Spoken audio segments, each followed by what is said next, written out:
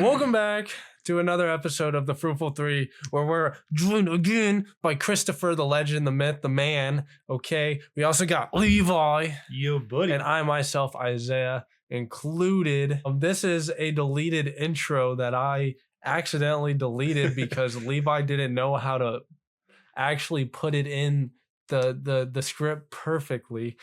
I'm just messing with you. So we talked about last week underground music and something, and not just as a label. You're failing here, bro. All right. Anyway, label as unknown artist, but as a philosophy. Underground music isn't about chart positions or streaming numbers. It's about independence by choice. It exists outside mainstream control, driven by creative freedom, community, and ownership rather than algorithms, labels, or profit formulas. Instead of chasing virtuality, underground artists build real connections through do-it-yourself shows, local scenes, and online niches like Bandcamp, SoundCloud, and Discord. It's not a genre, but a mindset rooted to counterculture and resonance where authentically matters more than mass appeal. That is why underground music keeps shaping culture and why it remains the backbone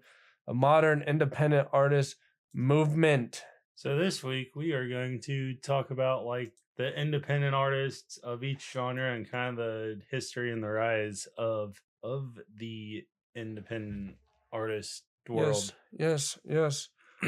And did Christopher do his homework on independent artiste? Why are you laughing? Because he didn't. Okay.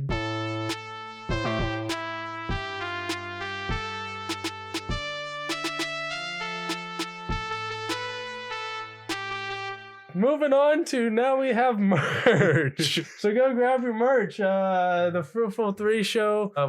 It's icentertainment.net/drip. It's the perfect time. Go get your loved ones some clothing. Go get your best friend for Valentine's Day because it's bro day, not Valentine's Day. It's bro day. You know, you'll want to work out in a shirt. Go get yourself some shirts. You want some eco-friendly clothing? Go check out it at the store. We got you covered for everything. And I'd like to present to Levi his new hoodie. Whoa. With the Coda color design. Yeah, buddy. On the back. Oh, I got it sideways. Yeah. Look at that. We're just getting a little sideways, buddy. Look at that. Honestly, it looks really cool. Look at that, bro. Look at that. Yeah. So bam. Dope. Now he can update his gear. I know. Obviously, rocking the old logo. Hey. Also, since we're talking about independent artists, we're an independent podcast. So as long as you support our merch, you also help us. Yeah, there you go. There you go. My merch deal was a lot better written last week. Yeah, well. If you wanna read or rewatch my whole merch section last week, it was 10 times better. Yep. I just free spit half the time.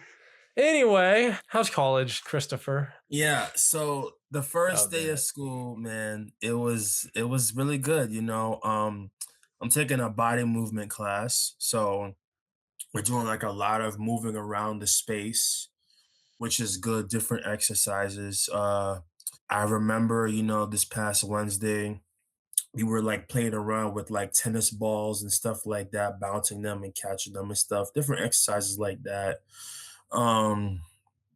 Oh, there was this cute looking girl in my class, and I remember I saw her on Zoom this past Monday and she caught my attention. I'm like, I gotta talk to this girl when I see her in person. So Wednesday, when I saw her in person, I'm like, yeah, I gotta talk to her before class is over. So while we're in class, I like go up to her. I'm like, hey, come here for a second. I'm like, what's your name?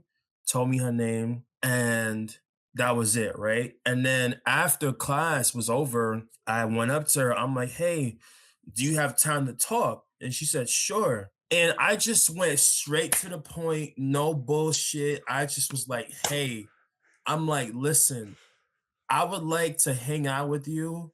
Can I get your number? And unfortunately, she told me she had a boyfriend. They were dating for 3 years. And I was just like, man, like so disappointing. Like And she you was just, didn't huh? and you didn't ask where the ring was at? Hey, never mind. Never No, mind. but I ain't going down the whole ring. Never mind. Yeah. you know, she was nice about it, you know. Mhm. She was like this cute looking white girl. So I was just like, yo, I gotta like try to talk to her. But yeah, man, just gotta keep putting myself out there, getting better and better. I also want to talk about my weight loss. Right Yeah. now, I weighed myself this morning. Now I'm 223 He pounds. did it. He freaking did it. He wanted to be 229, right? Yep. Yeah, And he yeah. 223. Yep. He did it, broski. So He did it. I'm getting closer to 2219, which is awesome. I can't wait to get to 199 and then just keep losing more weight, you know. And I just found out at my school they give free personal training to all students that go to the school. So I'm definitely going to check that out, take advantage of that opportunity, and just be in the best shape possible, you know, of my life and just get better, faster, stronger. You know, that's the goal. So yeah. Heck yeah. I want to look good for these females. You know what I'm Heck saying? yeah. Heck Yeah, yeah. that's flex. Hell yeah. Yeah. What are you talking about? You gotta have the beer gut. You gotta rock the dad bod, buddy. That's what real women want these days. It's switching back. It's a fad. It's a generational fad, and that generational fad is going back to the abs. So anyway, the Super Bowl is next week. Real quick before we get into this, what are your predictions for the Super Bowl? Seahawks. Okay. You gonna represent the AFC or you gonna go with the Seahawks? So I'm not gonna try to get political here, but I've seen a lot of people starting to support the Seahawks because of Rematch? their owner is a diehard like Biden and Kamala person and endorsed them, while the owner of the Patriots endorsed Trump. So a lot of people are starting to jump towards the Seahawks side. And obviously, as I like Trump. First of all, if it was Tom Brady in there, I'd go Seahawks. No questions asked. But I gotta go Patriots. And the reason I gotta go Patriots is because Mike Vrabel, his last team he played for was the Kansas City Chiefs. He won 3 Super Bowl rings with the Patriots, and this is his very first year coaching the Patriots. So it'd be awesome just to see him. So I just want to say three things real quick. I'm going with the Seahawks because I really like their defense. Their defense is really good. Number two, Sam Darnold. If he wins a Super Bowl, he could right all his wrongs from the past teams he's been on. And three, I never forgot about the first game that they played against each other like years ago. The They just Seahawks gave it should to have Marshawn won that Lynch. game. The Seahawks should have won that game, and they should have never threw the ball. They should have gave the ball to Marshawn Lynch, beast mode. So I'm hoping the Seahawks can right their wrongs and just win this time. Beat the Patriots. Let's go.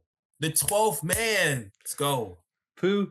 So let's put it this way. It is going to be really no offense to you and your Baltimore Ravens with Yeah, Lamar I Jackson. know. I already know the But- stats. I've but seen it. If first of all, if Drake May, either way, Drake May or Sam Darnold's getting a Super Bowl ring before Joe Burrow, Lamar Jackson, and Josh Allen, you might want to reconsider your elite QB class. And well, if Sam Darnold wins, then that's the 2018 class right there before Baker Mayfield and Lamar Jackson. Yes. Oh well, happens. And it'd be a real He does slap in have the face if Sam Darnold won it to QB board because Drake May's only in his second season. Mm-hmm. So, like, the ceiling's up for him. Mm-hmm. Sam Darnold already had crappy years with pretty much every other team, and now he's got a shot at winning a Super Bowl. And everybody kind of wrote him off. He does have a great defense, I'll tell you that. So I'm hoping that they win on Sunday. Okay, let's get into the history of the independent music. Yeah. So we are talking about the rise of independent artists, and it only felt natural, since we are going to talk about independent artists and like why they're independent and stuff like that. It only felt right to do the history of this. So, independent music did not begin as a genre, but as a rebellion. Its modern origin is often traced to 1977, when the Buzzcocks self-released Spiral Scratch, proving that artists could bypass major labels entirely and still reach an audience. This act of autonomy laid the philosophical I can't talk. Philosophy, yeah. Philosophy, basically, the philosophy foundation for what would later be called the indie, not a sound, but a refusal to conform. Through the late 70s and into the 80s, independent labels and college radio stations became the lifeblood of this movement, especially in the United States, where bands like R.E.M., The Smiths, and The Cure thrived outside mainstream pop's synth-driven polish. These artists emphasized introspection, mood, and authenticity, defining a generation that valued emotional truth over commercial gloss. By the mid-late 1980s, independence became fertile ground for experimentation. Sonic Youth emerged from New York's underground art scene, dismantling traditional song structures through noise, alternate tunings, and radical sonic exploration, embodying the purest form of indie ethos. Around the same time, the Pixies injected surrealism, tension, and now legendary quiet loud dynamic into alternative rock, quietly creating the blueprint for the grunge explosion that followed. Through initially operating on the fringes, their influence would later echo loudly through the bands like Nirvana, Soundgarden, and Pearl Jam. Yes, sir. Artists who were unintentionally pushed independent ideas into the mainstream. Across the Atlantic, the UK's independent scene evolved in a parallel but with its own identity. NME's 1986 indie pop compilation crystallized a new wave of jingly, melodic, and emotionally driven music that soon splintered into shoegaze and later the Manchester scene. Bands like the Smiths had already proven that wit, vulnerability, and literary lyricism could be revolutionary, while groups such as The Cure showed that darkness and melody could coexist. Shoegaze acts expanded this further, turning texture and atmosphere into central elements of indie music and influence still felt in modern acts like Radiohead and Beach House.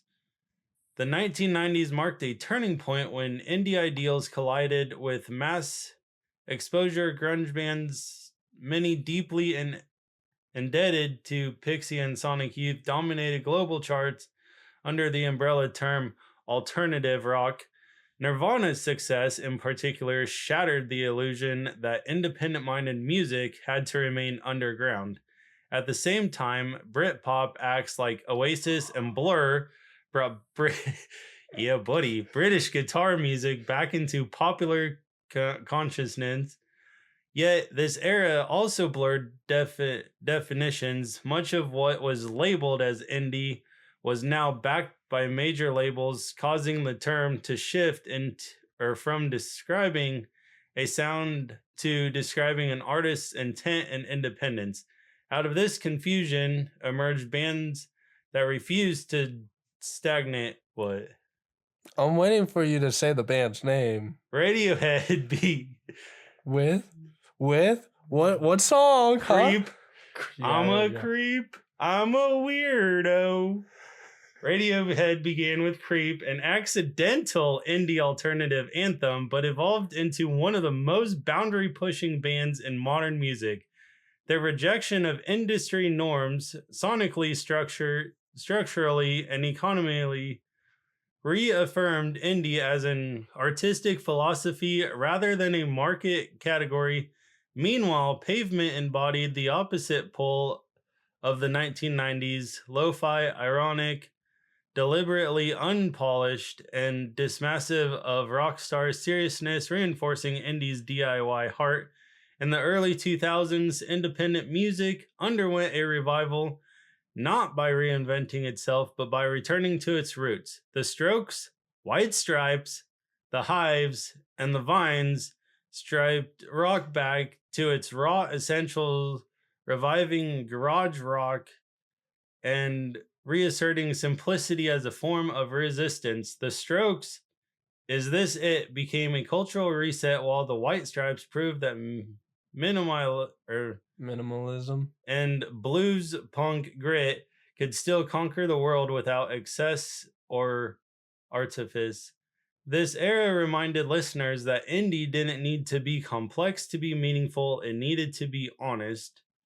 As the genre matured, bands like Arcade Fire and Modest Mouse expanded indie's emotional and sonic scope. Arcade turned personal anxieties into communal anthems, blending orchestration with raw feeling, while Modest Mouse transformed existential dread into jagged, unpredictable soundscapes. Arctic Monkeys represented a new digital frontier, rising organically through internet culture while evolving musically beyond their early punk urgency.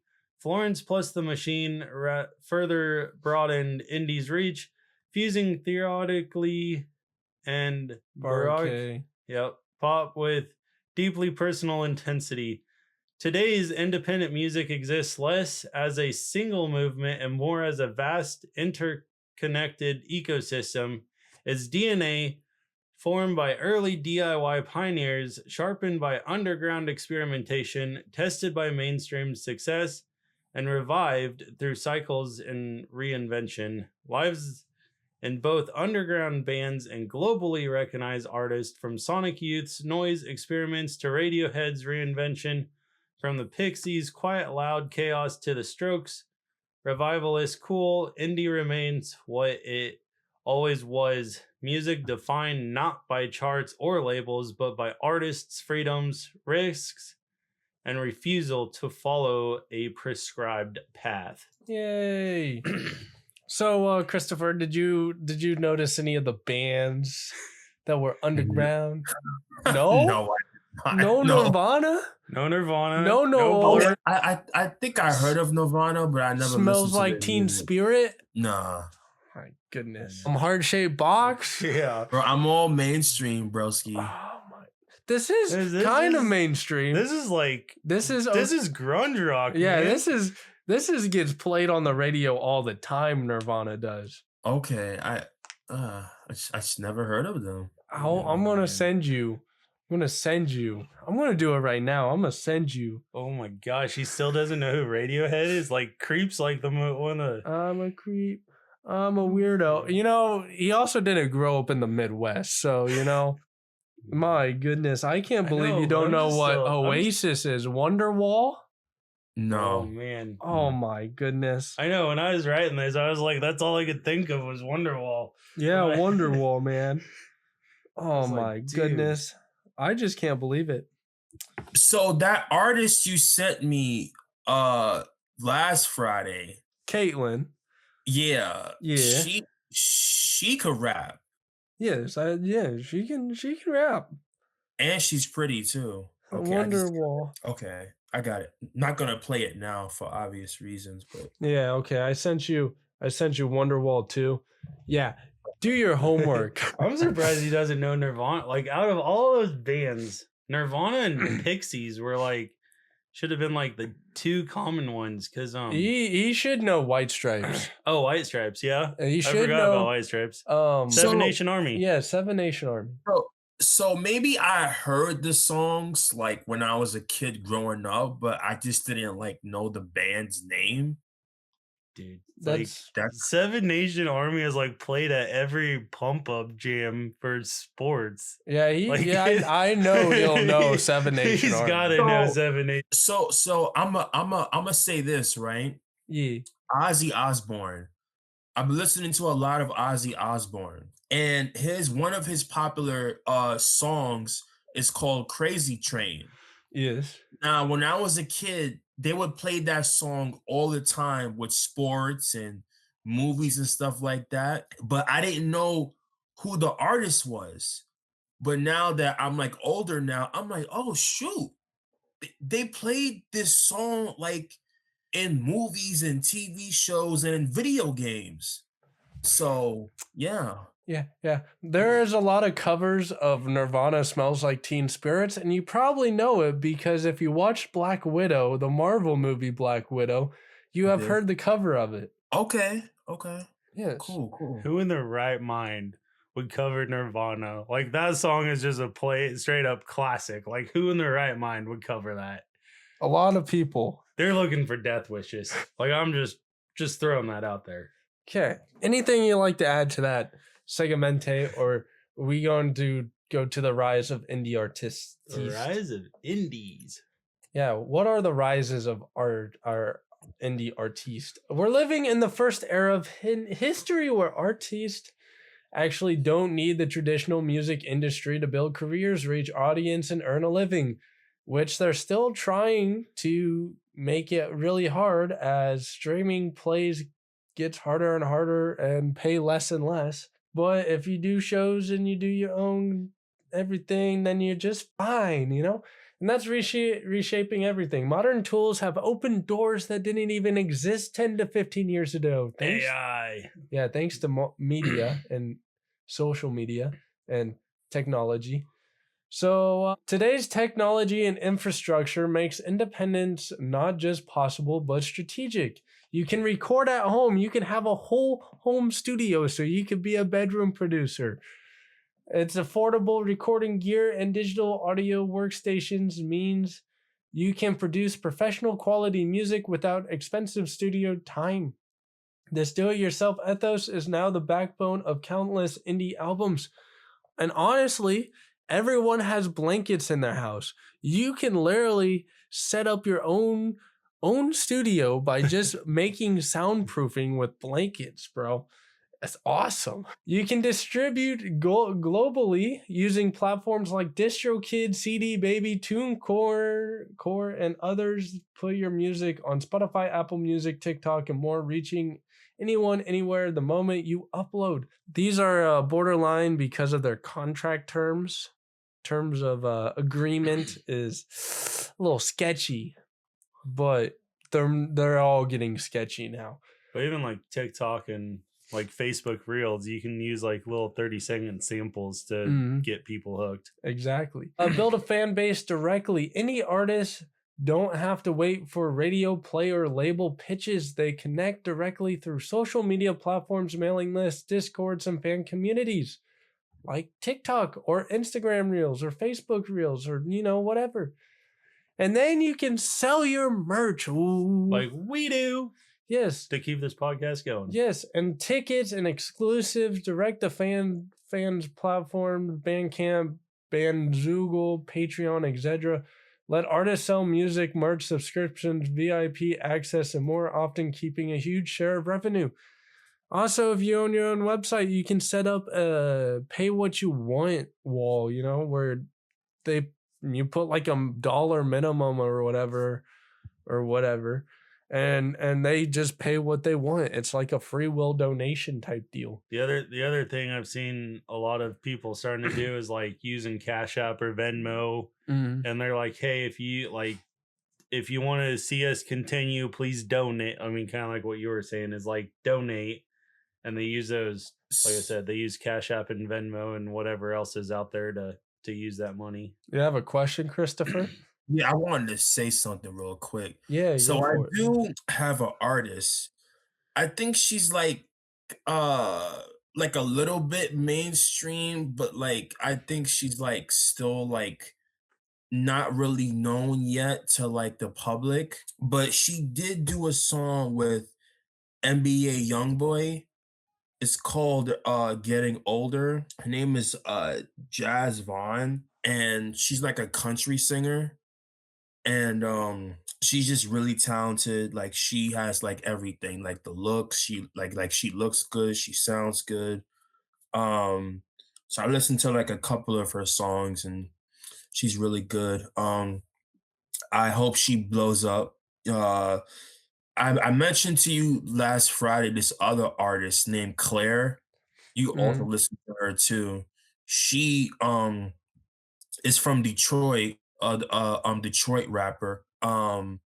So I definitely like her sound, like her music, and hopefully one day she could, be mainstream too. So yeah. So, so I was gonna save this till later, but since he brought up a couple like a country artist and hitting it big and stuff like that, you and I know someone who's starting to rock the country world. Caleb Kenner. Is he really He's rocking it, huh?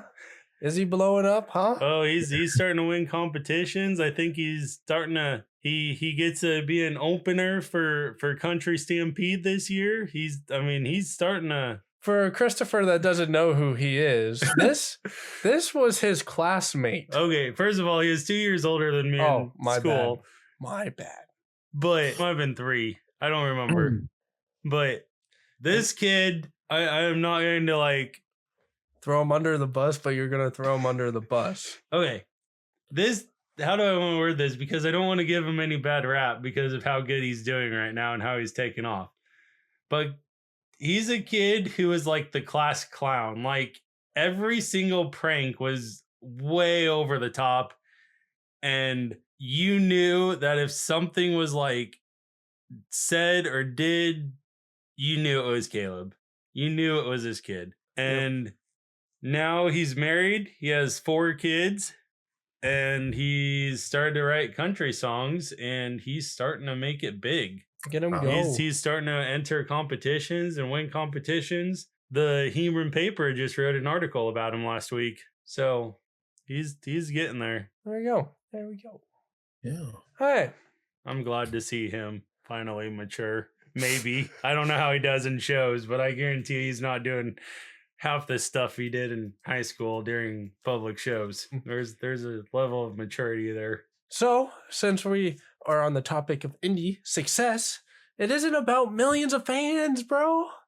One of the most important things to understand is any artist don't need millions of fans to succeed. Sometimes a loyal base of just a few thousand supporters can generate more sustainable income than a viral hit with passive listeners, as Caleb has probably figured out by now. Yeah, Caleb's the reason Caleb really hit it off is because he's like every time he enters a band competition, he goes straight to like all of his social media profiles and starts asking people to support him. And I guarantee you, a lot of the community around here, knowing that he's a hometown kid, they've probably done a lot to help him. So when fans actually care, they stream repeatedly, buy merch, support tours, and even co-fund or crowdfund projects.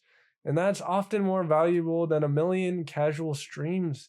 This is why artists like Amanda Palmer famously raised over $1.2 million directly from fans on Kickstarter, proving that connection beats charts. Why some artists stay underground on purpose.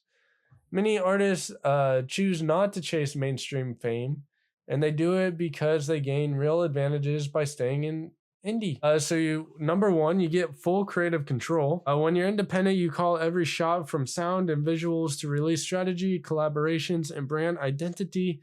That's freedom lets artists push boundaries without corporate edits or trend bias. Higher profit per fan. Tech N9ne knows this, and that's why he's like the richest indie artist out there, you know? Without labels taking big cuts, indie artists can keep far more of what they earn, especially from direct sales and merch. For example, selling direct can mean keeping 70 to 90% of revenue, compared to a much smaller percentage from streaming. Directly relationships with listeners. Indie artists talk to fans directly through email, live streams, social media interactions, fan clubs, and subscription platforms, strengthening loyalty and turning casual listeners into real supporters. Number 4, no censorship pressure. Independent creators don't have to tweak lyrics, visuals, or message for radio executives or corporate sponsors. That means honesty and risk taking remains intact, and that often is where the deepest connection is made. This is also true because if you sign with a label, the label you have to share your music with the label, and the label's going to listen to it. They have like a board specifically for you to listen to the music. And if they say they don't like it and they want this changed and that changed, you got to change it. And then it's not really your song. Well, it is your song, but it's not really your song because you're changing everything than what the message you originally wanted. Well, okay, sorry.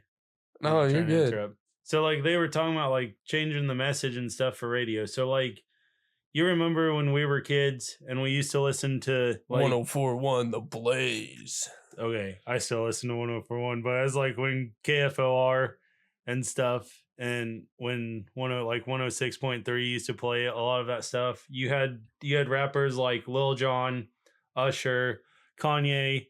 You would go and you would listen to their what's the word I'm looking for? The one that isn't the parented, the explicit version. You go listen to that, and you would hear of how they actually like wrote this song.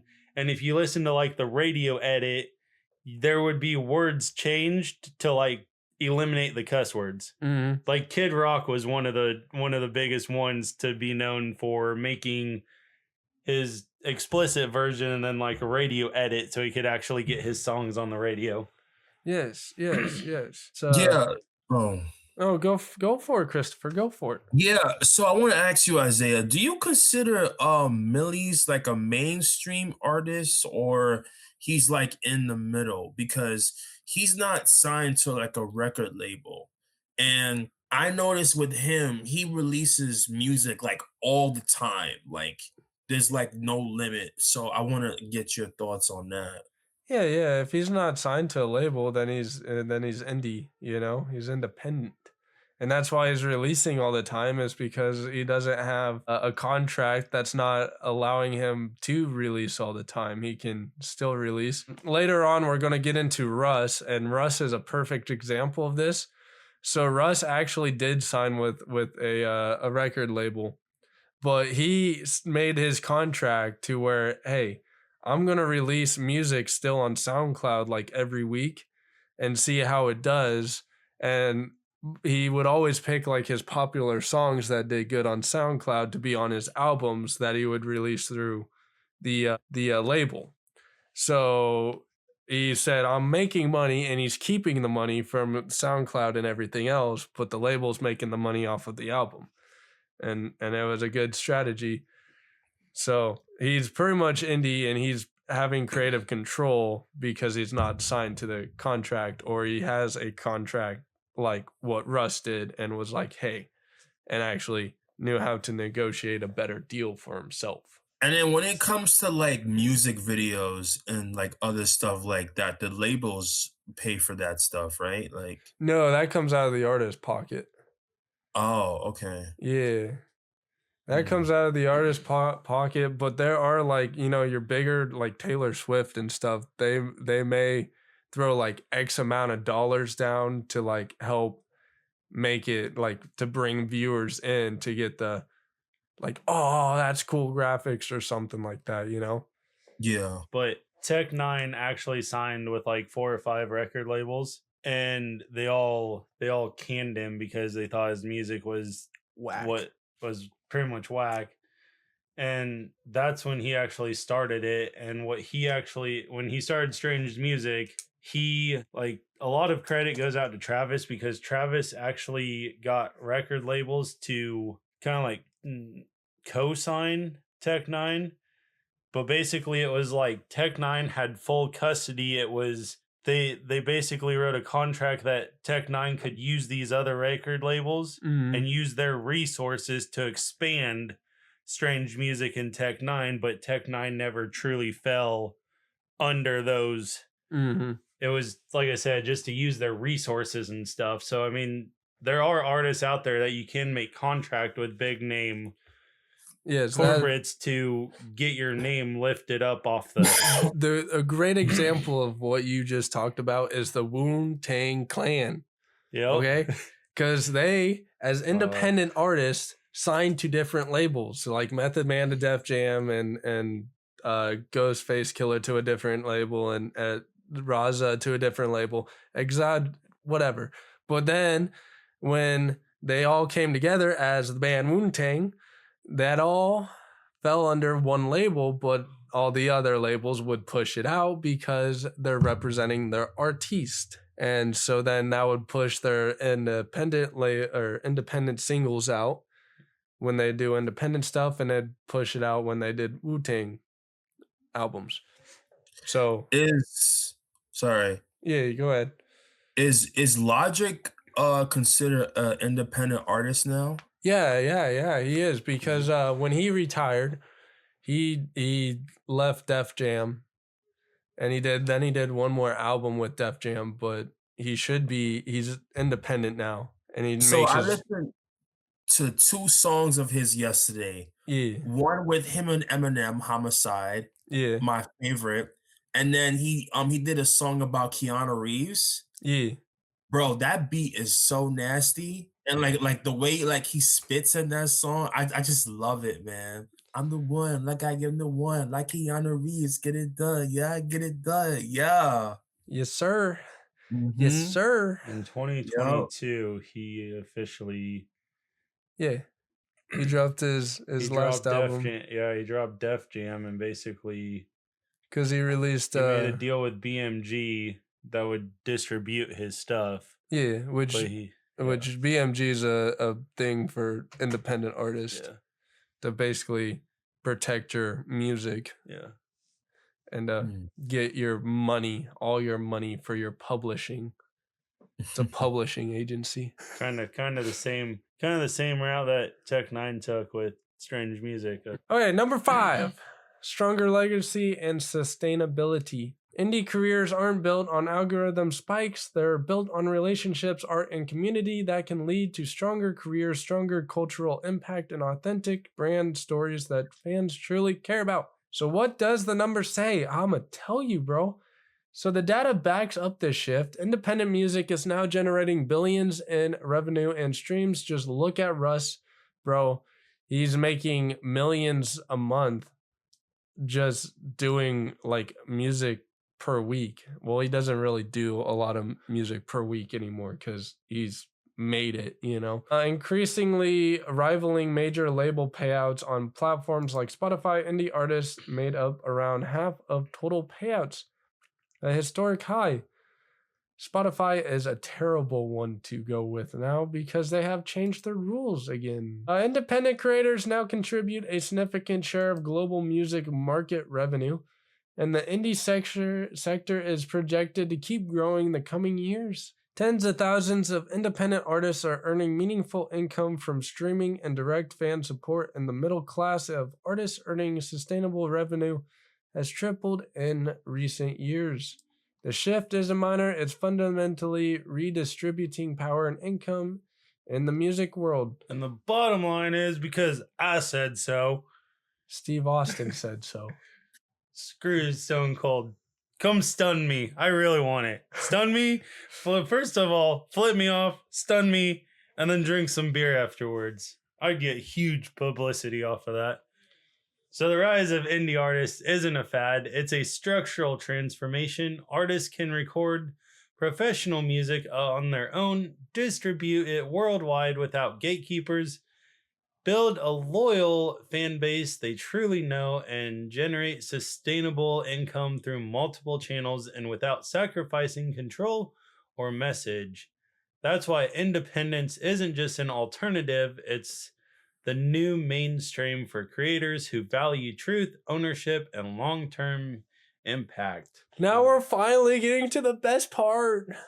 So this is split up into different sections. So like we're gonna talk about like the biggest underground artists, and then we're gonna go into like actually like each genre. And granted, if we need to cut some of it short, we can do the main ones. But I took the main genres and I picked the top 5 out of each genre. So okay. So this is originally was built for underground artists, and then it turned into indie artists too.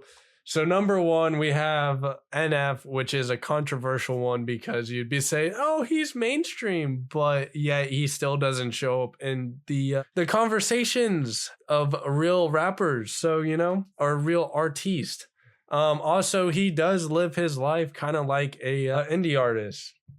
Well, he's still signed under a label, but he has his own independent. It's like Eminem, bro. He's like Eminem of his own label company, bro. He just does whatever he wants. So NF Shady Records, bro. Yeah. Or NF Real Music, bro. Yeah, the only difference is I don't think NF had the help of he didn't have no Dre. He didn't have no Dre. NF came up on his own. Well, he came up through Christian rap, which is Christian music. So NF, known as Nathan Feuerstein, grew up in Michigan and used music as an emotional outlet from a very young age, watching his mother go through the addiction of pills and his family falling apart. So even recording on a karaoke machine before he had access to real equipment, this is a true story. A lot of his early work was done on a karaoke machine. Oh. He was independent with his first album, Moments, released in 2010 before he ever had a label deal. Though he eventually signed with Capital Christian Music Group in 2014, helping him chart and reach wider audiences. NF has maintained a reputation rooted in authentically rather than industry games. His breakout projects like Perception and The Search both debuted at a number 1 on the Billboard charts and earned platinum certifications, not by chasing trends, but by sticking to deeply personal themes and direct fan connections. And around 2016, 2017, he ended up working on a negotiation to where he could have NF Real Music as his own label company, and has really stuck with like the underground indie artist style of music because of it. So yeah, you got a question? Yeah, so whatever happened to Macklemore? We'll get into that because I have him. You have him on here? I have him in here. Okay, good. Okay, so NF doesn't rely on feature-filled lineups or mainstream pop hooks. Well, he has insane hooks, let me tell you. His music is intense, raw, and introspective, appealing to a very loyal fan base, that is for sure. His success shows independent ethos and core identity can translate into massive cultural impact. He is his own boss now with Real Music, or NF Real Music, but is still under Capital. So it's the same. So in other words, it's the same thing as like Aftermath and Shady Records. Yes. It's technically Aftermath owns Shady Records, but Dre lets M do what M wants to do. Exactly. Yep. Next up on the list, we got the one, the only, the myth, the legend, the man himself, Tech N9ne, representing the MO from the Midwest. You know KC, it, baby. KC, baby. So the title we have here is called The Blueprint for Independent Hip Hop, which in reality, E40 was actually the one who created the blueprint for hip hop. But the deal is Tech N9ne gets more recognized because of how big mainstream he's gotten. So Tech N9ne, or Aaron Yates is one of the classic examples of a truly independent hip hop legend. Starting in the early 1990s, yes, he did a record with Tupac. Yes, he worked with Tupac. He dealt with major label setbacks before co-founding Strange Music with Travis O'Gwin. Yeah. In 1999, a label designed to give him full creative and business control. Okay. So let's Before we move on with Tech, so one thing in here is, like I mentioned earlier, he was signed to like 4 or 5 different record labels. So one quick history is the reason it's called Strange Music is because he was obsessed with a song "People Are Strange" by The Doors. I think it was released in like 1977, and a lot of people called his song strange, weird, everything else. So like since he was obsessed with that song, people didn't like his style of music. They all thought it was weird and strange. So he's like, well, I'm just gonna call it Strange Music because so that's kind of the history of how Strange Music was formed. Was a lot of credit goes to The Doors, the good old 1977 classic rock band. Let's go. His 2001 album Angelic marked a turning point, and he continued grinding through countless album tours and collaborations without ever ceding his brand to a corporate imprint. Strange Music grew into one of the most recognizable independent labels in hip-hop, selling millions of albums and consistently charting on Billboard without mainstream radio support. Even though he gets played all the time in Kansas City, he became known for his rapid chopper style, complex, fast-paced delivery, and relentless touring, often 100-plus shows a year, building a global fan community that supports him directly. All right, go up, because I was going to say something on this. Oh, so like you're talking about tours and everything else, right? Yeah. So one tour he actually did was with ICP? Yep. ICP, and he talks about his experience at that as being one of the strangest and weirdest experiences of his entire life. Because what the Juggalos do is if they don't know you and they don't respect you, they put their hoods up, they turn around, and they basically bow. So basically, Tech N9ne says he was singing and rapping to a whole crowd with backs turned. It was like an empty stadium. And he felt so awkward. And all of a sudden, I don't remember what song he started playing, but he started playing a song and they all started turning around and jamming to him. And he goes, that is how you know you have the respect of the Juggalos. And like, I think that is truly what helped him take off, was when he earned that respect. Underground music is weird, Christopher. I'm just letting you know. Tech N9ne is the blueprint for how an artist can build an independent art empire, label, merch, tours, fan base, outside corporate control. He has tons of money and no mainstream success. So, he has mainstream kind of success in the Midwest. He's respected industry-wide and has collaborated with major artists without needing to sign away creative or financial control. Now this one, I know you know Christopher.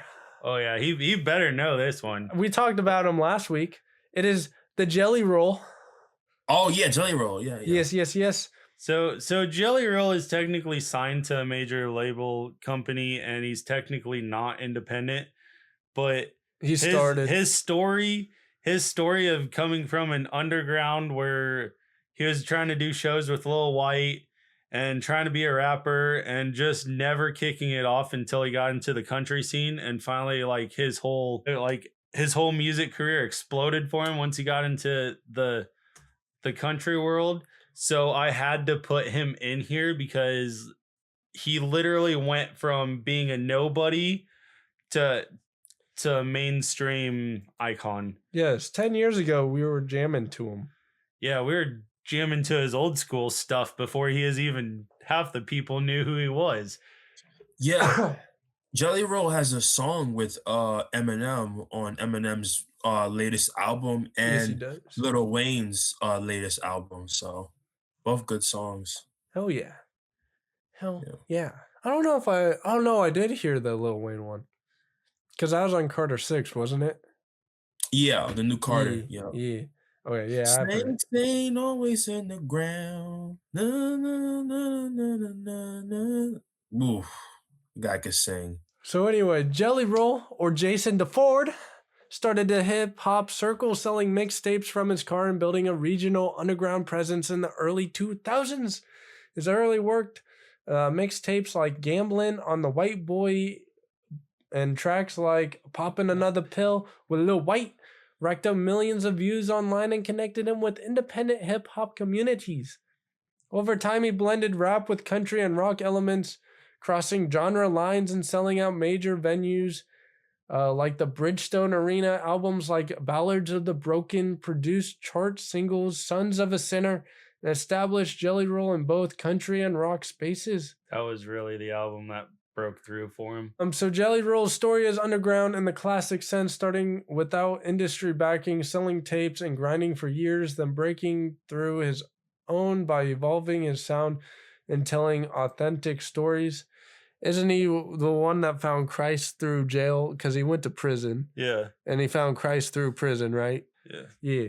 And that's kind of where he started turning his life around. And so what really got him into the country scene was he kept making rap. He wanted to be a big rap artist. He wanted to be in the hip hop scene. Like that was who he was. That's what he wanted to be.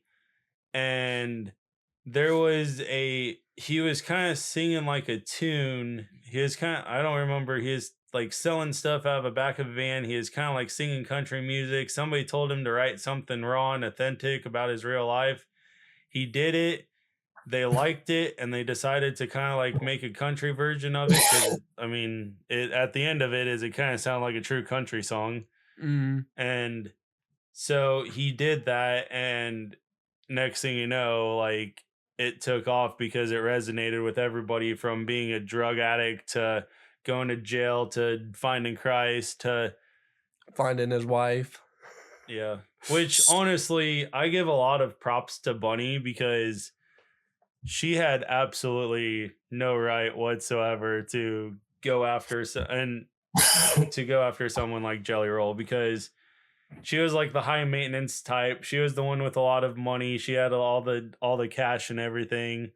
So like, people call her a gold digger, but she was the one who had all the money before Jelly Roll had all the money. Like, and that's why I find it disrespectful when people call her a gold digger, because it's like, no, she invested in him. She invested in Jelly Roll and helped his career take off, and now Jelly Roll's able to make as much money, if not more, than what she does. Like, to me. And the other thing Bunny does is, like, with Jelly's daughter, she took her in like her own mother and everything, and started teaching her how to do her hair and makeup. And so I give a lot of credit to Bunny, and Bunny really deserves a lot of credit to Jelly Roll's success. So Post Malone, right? He used to do a lot of rap music. Oh, I guess, yeah, rap. He originally did country music, country rap at the start. Okay. But then mainstream, he started doing rap music. Yes, rap and pop, yes, yeah. Right. But now he's just doing country music, and I don't know, because I kind of miss him doing rap music, but at the same time, I like him doing country. So I'm just like, I'm like at a weird place with Post Malone right now, because I got so used to listening to like him rapping, and it's just like, now he's doing country. I don't know if he'll ever go back to rap music.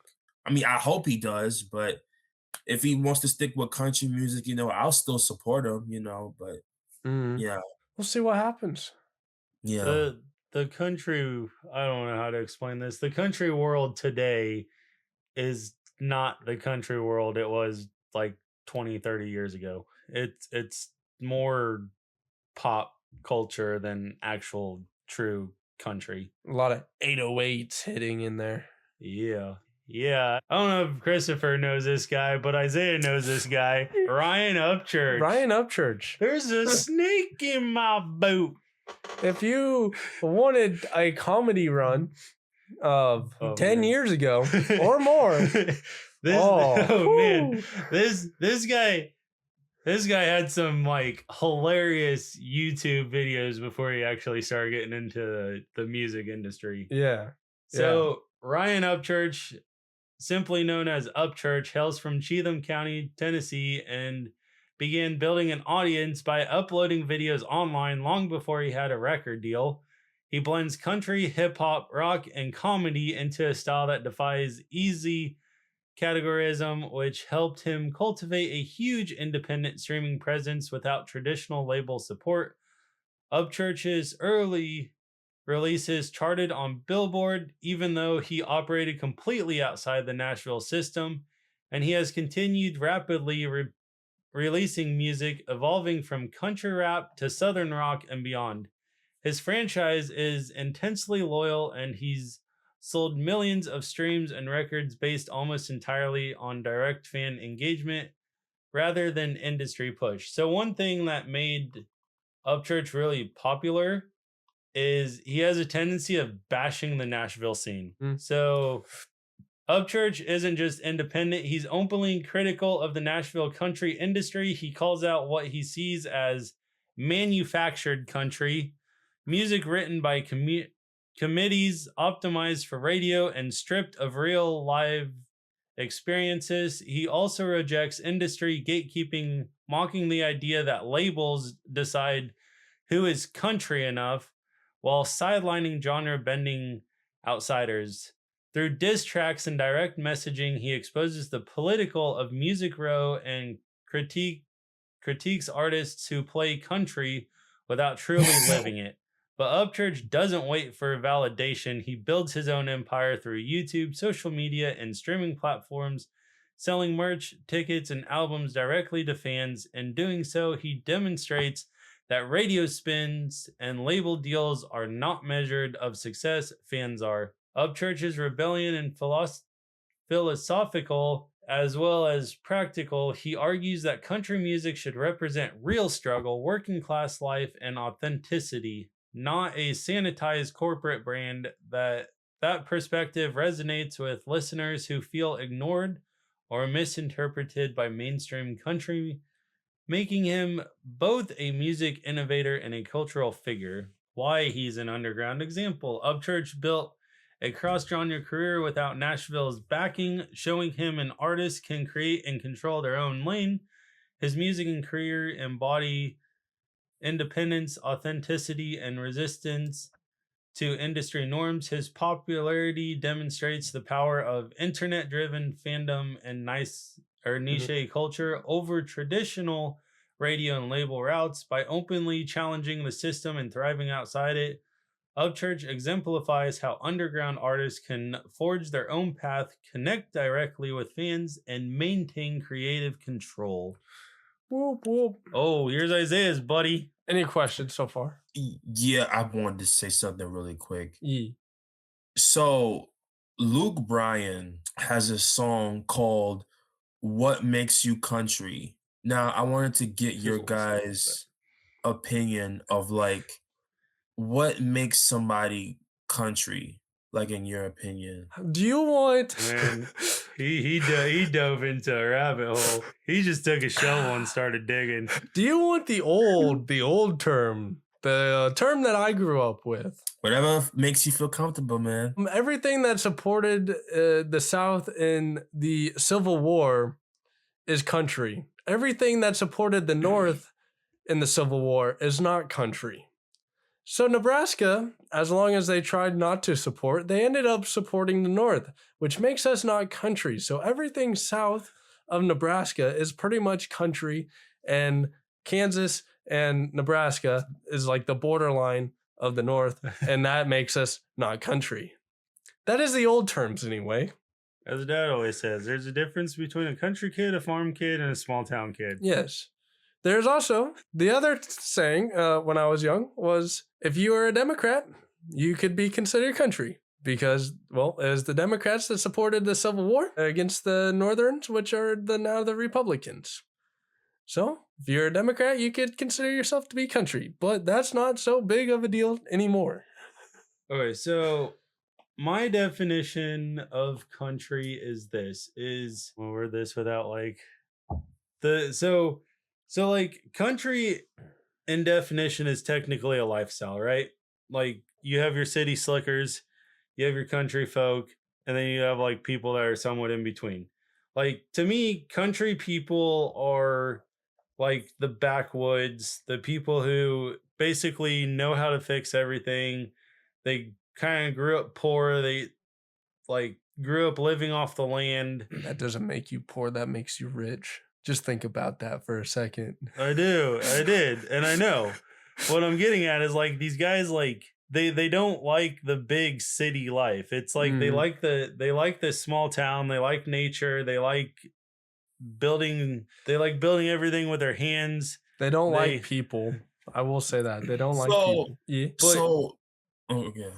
Oh, what I was gonna say is there are so many people now, like you look at a lot of your country artists and like they claim they're small town, but like they come from towns like the size of Lincoln, or I mean, I understand like Kearney and Grand Island can be considered a small town, but like they come from there and they may You got to put a number for perspective. You can't just say Kearney or Lincoln. Okay, or fine. Grand So Island. like when 12,000, like 20,000 people or more, like Lincoln I think is like 100,000. And like you get a lot of these kids who like Upchurch is really known for this. Like he disses a lot of like the modern day Nashville country because just because you wear shit kickers, just because you wear a cowboy hat, just because you can sing country music doesn't mean you're actual country. Like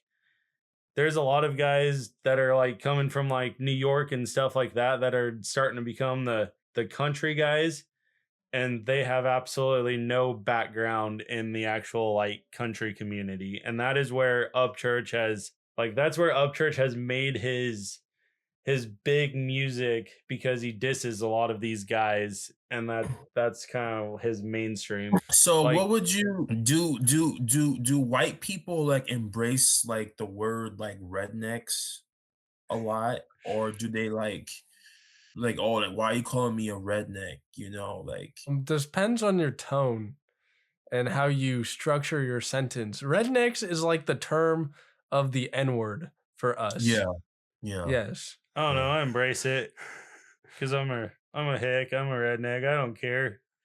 I will go mudding. I'll do all that fun stuff. So like, Okay. there's a band out there called the Lax, right? Since we're on the country topic, there's a band out there called the Lax. They were told that they would never make it making songs off of Mudboggin. And they've actually made it huge, and now they own their own record label, which is Dirt Rock Empire. But yeah, everything they've built off of is literally built off of Mudboggin and Mudboggin tunes. And to me, that is more of like a country deal than singing about divorces. And I mean, because that's real redneck activities, like real country activities. Then oh yeah, anybody can sing about hunting, fishing, jacked up trucks, getting divorced, a dog. Like to me, it's a real, like to me, country is like a real lifestyle. It's hard work. It's breaking your back to make ends meet. It's providing for your family. It's living off the land. It's going mud bogging. It's campfires. It goes on and on and on. So Jason Aldean, Isaiah, I told you about this, right? Yes. There's this song by Jason Aldean. It's called "Try That in a Small Town." I really like that song, even though I'm not into politics at all, but that song is just so good. Like I like listen to like the audio and I watch the music video like all the time. It's just like so good. You know, like Jason Aldean is like one of my favorite like country artists. And then he also has this song called Sunday in the South, which is really good, man. Like Jason Aldean, he's like really good country artist, man. Like shout out to him, man. He's really good. So I love Jason Aldean and I love his stuff, but I will tell you right here, right now, Jason Aldean doesn't write his own songs. And that is one What? like, yeah. So when he first started off, Brantley Gilbert actually wrote his songs for him. And then Brantley got tired of being the songwriter and basically Brantley Gilbert got tired of Jason Aldean getting all the credit for him writing all the songs. So he went out and started making his own music, and that's how Brantley Gilbert got big. And then, but yeah, so that's what I'm talking about, is a lot of these like city boys like Jason Aldean might actually be country. I don't like. I know at one time I did the research into him. Luke Bryan's another one. I'm not a big. I'm a more of a bigger fan of Luke Bryan's older stuff, not a lot of his newer stuff, because he seems more pretty boy now than what he used to be. But yeah, Jason Aldean doesn't write his own songs. All he does is he gets basically a song right in front of him. He records it in a studio. It gets big. And that's one of the biggest things I don't like about country artists, because you can take these kids from anywhere, put them in, like I said, is put them in a cowboy hat, cowboy boots, put them a song lyric, they can sing, but it's not the real authentic country lifestyle. Damn. You just blew his mind. I know. And like I said, is I love Jason Aldean's voice. I love his music, but that's the one thing that like it's really hard for me to like him, because he's really good, and so I like him. But at the same time, it's like it's hard for me to kind of like support him because I know he doesn't write his own songs. Damn, bro. Wow, that's crazy. Okay. That's why I said this country world is getting more. This country industry is getting more into pop culture, because you can put song lyrics in front of anybody and they can sing it, and then you can just throw a cowboy hat on them and cowboy boots and say they're country. All right, you got something to say? No, I'm good. Where am I? Russ. So I'm not actually a big fan of Russ. I barely ever listen to his music. I only listen to him when he's on Logic songs or someone I do listen to. Okay. But what I did do was I watched some interviews. Yeah, of Russ on a podcast. I actually sat down and watched a podcast that wasn't our own. Wow, that's What? crazy. We do that? Yeah, I do that. Oh, do that too. I watch it. I watch mechanical podcasts. I only watch like musical business podcasts because I learned some stuff from it. So I learned how to be a better boss and a better shop owner if I ever owned a shop from all the mechanical ones. all right. Anyway, Russ, also known as Russell James Vitale or Vital or however you pronounce it, was born in New Jersey and raised between New Jersey and Atlanta, giving him early exposure to multiple regional sounds. He began making music in his early teens and committed to fully independence, teaching himself how to record, mix, master, produce, and distribute his own music. Between 2011 and 2014, Russ released 11 albums independently, building skill, catalog depth, and a direct relationship with listeners long before mainstream attention. I'm getting tired. Oh, you're getting tired? All right, we're going to wrap up here soon, okay? Because you got to be quiet, though. We got joined by a special guest. Another one. We have Ivy Rose. Hey. Say hi to Christopher. No, you're a little shy. It happens. So his breakout moment came from a relentless consistency strategy, releasing one song per week over 2 years on Sound. During that time, he signed with the label and he said, go screw yourself. I'm still going to do this, whether you take the money or not. He built and he told them, you're idiots if you don't let me do it, because I'm building a fan base that's going to make you money and it's going to make me money. So, hey, yeah. So songs like What They Want and Losing Control gained massive organic traction without radio or label backing. Russ did not rely on features, cosigns, or playlist manipulation early on. He built momentum through volume, quality, and ownership. When he eventually signed with Columbia Records, it was a distribution-focused deal, not a traditional artist contract. Retained ownership of the masters, maintained creative control, used the label primary for scaling reach and not decision-making, and they called him an idiot for it. But guess what? He succeeded. He is vocal about artist education, publishing, transparent breakdowns of royalties, contracts, and industry myths.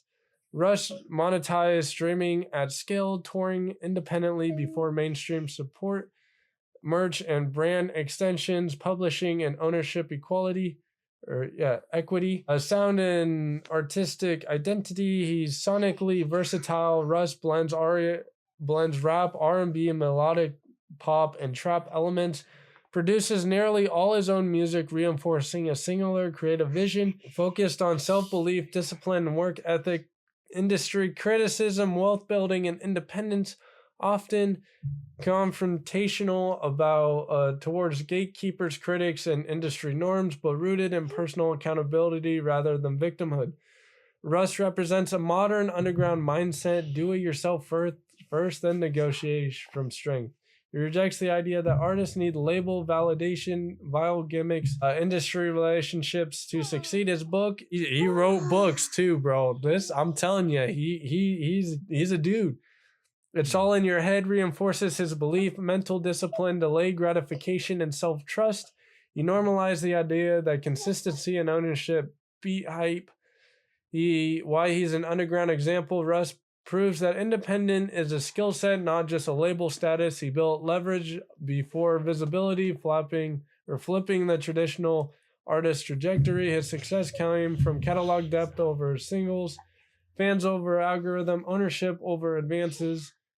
Like Tech N9ne, he built an empire. Like NF, he maintained identity. Like Upchurch, he challenged the system. And like Jelly Roll, he earned the audience through time, not trends. You having fun? You don't like me to talk? You don't like Unky talking? You don't like learning about music? No. You like music, though. Yeah, but only my music. Only your music? What's your music? Good music? Kid music? Yeah, and Like Disney music? I get on and out of music and did the Wow music and Diana music. Yeah, you like Frozen? You like Anna and Elsa and Cinderella and Tiana? Yeah, Tiana. Diana on your phone. Oh, I got Tiana on my phone? Yeah. Yeah. Okay, so Levi had to leave. I don't know if I got that recorded or not. So we have one more artist and we're going to end this. It's going to be a 3-parter, it looks like. So the next up, which I just added this week, is Ren.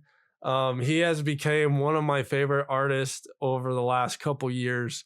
He's musically talented and very independent, very creative, focused. He just released, he's releasing a new album right now. It's like a Vincent tale. It's a trial type. It's really cool. Anyway, he blew up a couple years ago in the thing with Sick Boy. So Ren is a Welsh singer, rapper, producer, multi-instrumentalist from the UK. Really focuses on vocal sounds when he's composing and producing. And as a teenager, he was part of a band called Trick the Fox. But his life took a traumatic turn after developing severe health issues in his late teens. He was misdiagnosed for years before being correctly diagnosed with Lyme disease and autoimmune-related complications, with left him battling chronic pain, neurological symptoms, and long periods where he couldn't function normally. During years of illness and isolation, Ren turned inward, teaching himself deeper levels of songwriting, production, and performance while documenting his mental and physical struggles. Through music, independent infrastructure, and career build, Ren built his audience largely without traditional label machinery, using YouTube performances, videos, or like live YouTube performances. He did live stream performances, direct to fan engagement online. His breakout moment came with Hi Ren, which came out in 2022. This was the big one I was talking about. A live one-take performance video where he theoretically portrays a conversation between himself and his inner darkness. The video went viral not because of industry push, but because of raw emotional honesty. Oh my goodness, cannot speak. Theatrical Busing style performance, word of mouth sharing across mental health communities and musicians.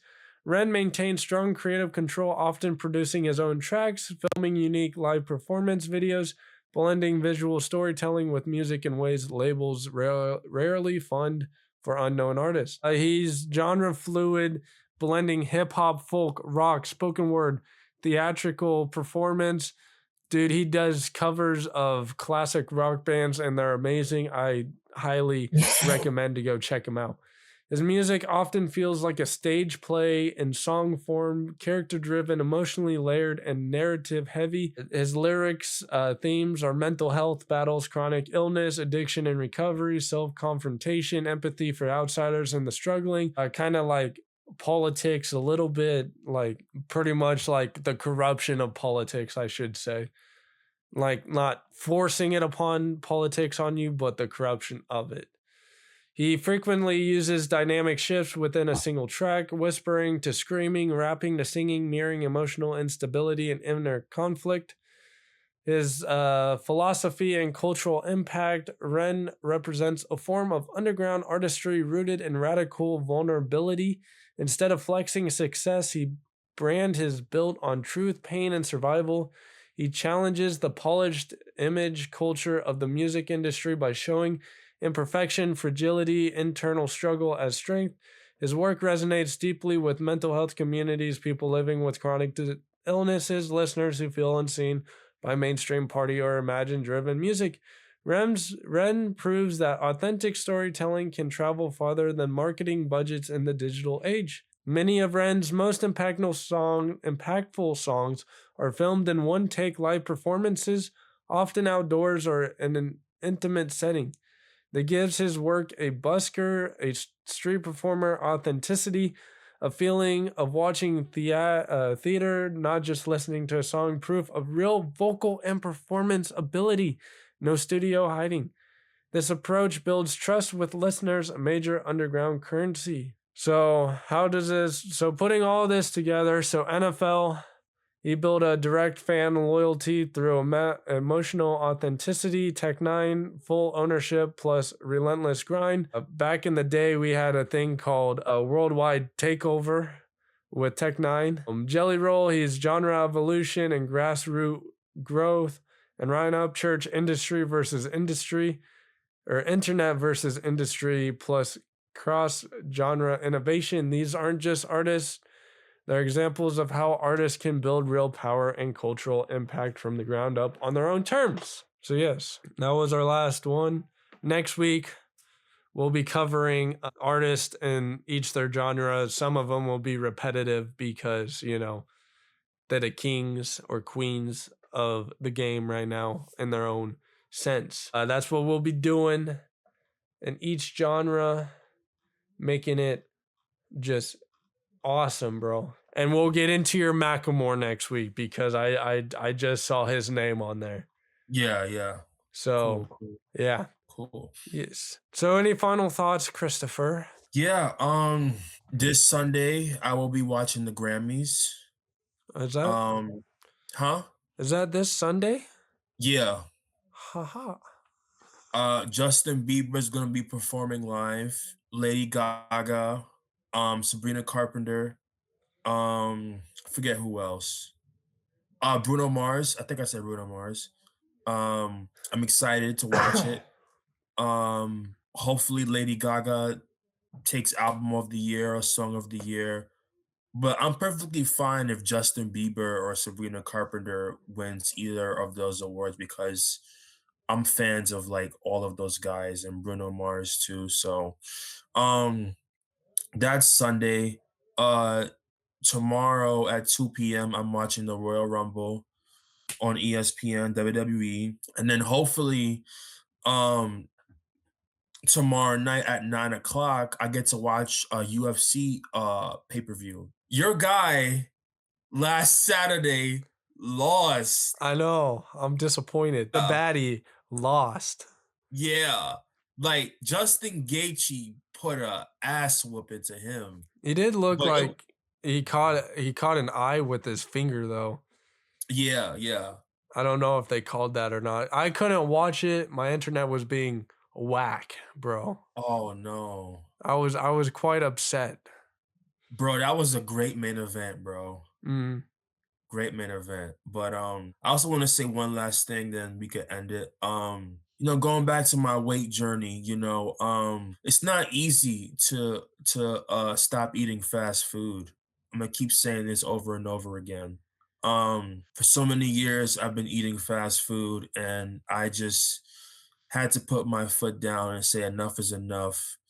and just eat healthy, nutritious foods. Like for dinner or lunch rather, I had salmon and like some vegetables like string beans. So guys gotta stay healthy, be disciplined, be like Tom Brady, okay? Tom Brady is disciplined. One of my favorite quarterbacks of all time. So hopefully this message helps somebody and yeah, There we go. There we go. So yes, thank you, Christopher, for joining. yeah. Thank you, Levi, too, for joining. And next week we'll hopefully wrap this up. I did not expect Levi to go back into the notes and increase it by size again, but that's what he did. So that's why we have now turned it into a 3-parter and not a 2-parter. So hopefully we can finish it, wrap it up, and get on the road with it. You know what I'm saying? So anyway, go check out. Well, first give us a like and subscribe because I never say that. And the last time I said I would like 100 views, we ended up getting 100 views. So a like and subscribe, maybe 100 views. Come on, support Christopher. Come on, man. Yeah, I mean, this episode was really fun. We got to talk about a lot of country music, which I really like. I really like to actually when we get off the call here, I'm gonna play some Luke Bryan There you go. on my Apple Music, get some country music going. There you go. Yeah. There you go. And so anyway, join us for next week for the finale and go check out iceentertainment.net/drip for all your merch needs because we got it all. I got some stuff that I have not released yet, so be patient with me. Okay, I'm taking my time. I like to hype it up and then not release it for like a good solid couple months because I guess I'm that lazy I don't want to release it yet, you know? It's not marketing strategy at all. It's just me being lazy. I'll admit it. So anyway, thank you for joining us. Thank you for watching it. I hope you had a blast. The last episode was kind of slow, but this episode got real hyped. So anyway, Absolutely. I agree with that. yeah. So hell yeah. So peace, love, happiness, and unity. We out. We done.